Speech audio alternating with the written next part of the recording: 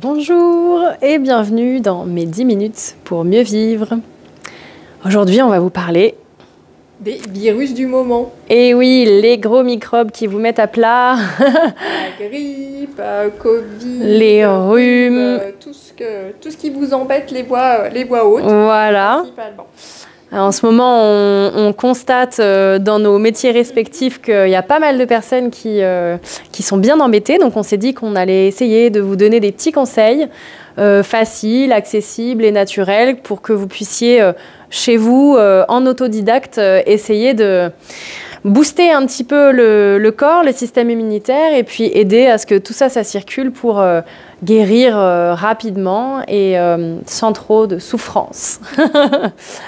Donc, on commence par quoi? Quand on a la grippe, qu'on est à plat, qu'on n'est pas bien?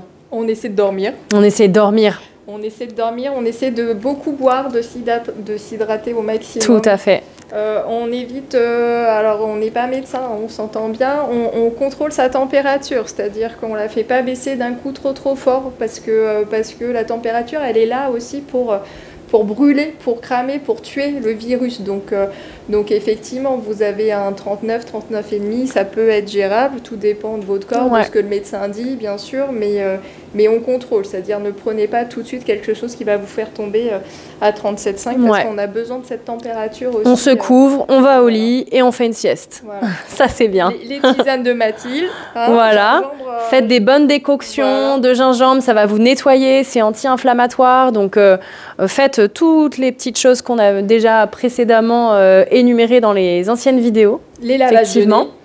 Les lavages de nez, le neti. Alors, quand on est sur une grippe plus, parfois, ça passe plus parce que c'est tellement bouché qu'on verse, mais ça sort par la bouche parce que ça ne peut plus passer.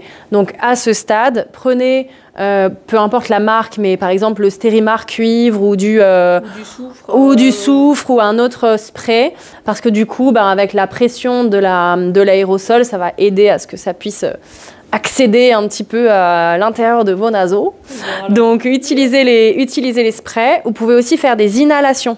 Oui. Donc, les inhalations, ça va permettre de réhumidifier toute la sphère respiratoire, d'aller imprégner les petites bronches, etc. Si vous rajoutez des petites huiles essentielles, si vous n'avez pas de contre-indication à l'utilisation des huiles essentielles, bien entendu. Voyez avec le pharmacien, mais je sais qu'en pharmacie, j'aime bien Pérubor. C'est tout près, c'est les gélules d'huile essentielle de thym rouge. Pérubor, c'est hyper bien, c'est complet. Et sinon, si vous avez à la maison tout simplement de la menthe, du pain, pas du pain P-A-I-N, du pain P-I-N, du pain sylvestre, ou de l'eucalyptus radié, du Ravinsara, aussi le Ravinsara qui est bien particulier pour tout ce qui est justement rhume, grippe, etc. Vous mettez quelques gouttes selon la quantité d'eau que vous mettez, une serviette au-dessus de la tête de votre saladier, et puis vous essayez d'inhaler par le nez. Parce que bien chaude. Voilà, bien chaude. À partir de quel âge je peux le faire? À partir de quel âge? Je dirais les enfants, 10 ans à peu près. Pour les enfants de moins de 7 ans, peut-être qu'il faut voir avec les médecins, les pharmaciens. Ouais. Mais dans tous les cas, je consulte mon médecin. Mais dans tous les cas, je consulte mon médecin de toute manière, parce qu'il se peut que vous ayez, vous, particulièrement des contre-indications à l'utilisation de certaines huiles essentielles. Donc, parlez-en, même à votre pharmacien ou voilà, une personne ou que ce ne soit plus de référence. Et que là, vous ayez vraiment besoin d'autre chose. Hein. Voilà, bien entendu. Ça, c'est vraiment les premiers gestes de réflexe que vous pouvez avoir si, en attendant que, par exemple, vous ayez votre rendez-vous, parce qu'aujourd'hui, les rendez-vous de médecin, c'est pas toujours du jour au lendemain. Donc, en attendant que vous puissiez avoir votre rendez-vous, vous pouvez déjà mettre tout ça en place pour vous soulager, vous accompagner, vous aider. Et les massages, les huiles avec ou sans huile essentielle. Et sans huile, c'est bien aussi parce que souvent, on en met un petit peu trop et ça a tendance à remonter les vapeurs et ça pique les yeux. Dans les yeux. Donc, vous pouvez bien masser vos sinus. Les sinus, j'ai pas trop besoin de vous expliquer, vous le sentirez de toute façon en appuyant sur la douleur. Vous appuyez bien, vous vibrez bien, que ce soit entre vos yeux, que ce soit sous le nez, sous le montant des lunettes, etc. vous vibrez bien à fond, vous essayez de bien étirer, de bien masser. Vous faites ça au moins 15 secondes, 5-6 fois par jour, mais essayez de bien drainer aussi ça. Il faut que ça circule. Voilà. Ouais. Qu'est-ce que tu entends par vibrer? On peut faire des petites vibrations, on peut faire des petits tapotements. Oui, on met pas son téléphone sur la tête, hein, on essaie de vibrer comme ça, d'accord? Yes. Et puis quoi d'autre Alors vous pouvez aussi prendre de la vitamine D. Ça c'est valable pour même si vous n'avez pas la grippe, même si vous allez bien et qu'on est en hiver et qu'il n'y a pas de soleil, vous prenez de la vitamine D, D3, K2 idéalement, elle est plus assimilable. Donc ça vous pouvez la trouver en pharmacie, vous n'avez pas besoin d'ordonnance, il n'y a pas de souci pour ça. Ça boostera un petit peu votre système immunitaire et vous pouvez aussi sans problème prendre de la vitamine C liposomale. La vitamine C, elle est antivirale en fait naturellement. Donc si vous avez une grippe ou quelque chose d'un peu costaud avec de la fièvre, vous pouvez acheter de la vitamine C liposomale. Elle se vend en pharmacie, pareil, sans ordonnance. Et vous pouvez prendre 1 à 3 gélules par jour pendant vos repas. Ça va vous aider aussi à booster un petit peu tout ça.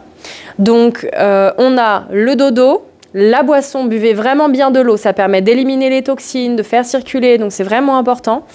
Les inhalations, le nettoyage de nez avec le spray ou avec le neti, la vitamine C et la vitamine D. Ça vous fait déjà 6 éléments en main pour essayer de faire en sorte que votre situation s'améliore avant ou après votre rendez-vous chez le médecin.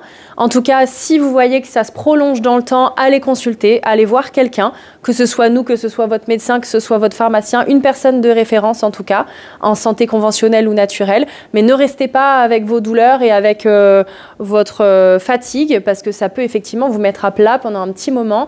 Et pareil, il y a des choses aussi pour repartir après parce que c'est pas toujours évident quand on a été à plat pendant 10, 15 jours, 3 semaines de retrouver l'énergie pour se relancer. Donc il y a aussi des choses à faire après, donc n'hésitez pas à aller voir des personnes qui sauront vous être de bons conseils. J'espère qu'en tout cas ça vous aura éclairé un petit peu, que si vous êtes dans ce cas où vous toussez la nuit, vous avez des glaires, vous avez la grippe, vous n'êtes pas bien, vous êtes fatigué, ça vous donnera un petit peu d'espoir et des petites solutions qui font que demain et après-demain seront plus agréables qu'aujourd'hui. On vous souhaite une bonne journée, on vous dit à bientôt.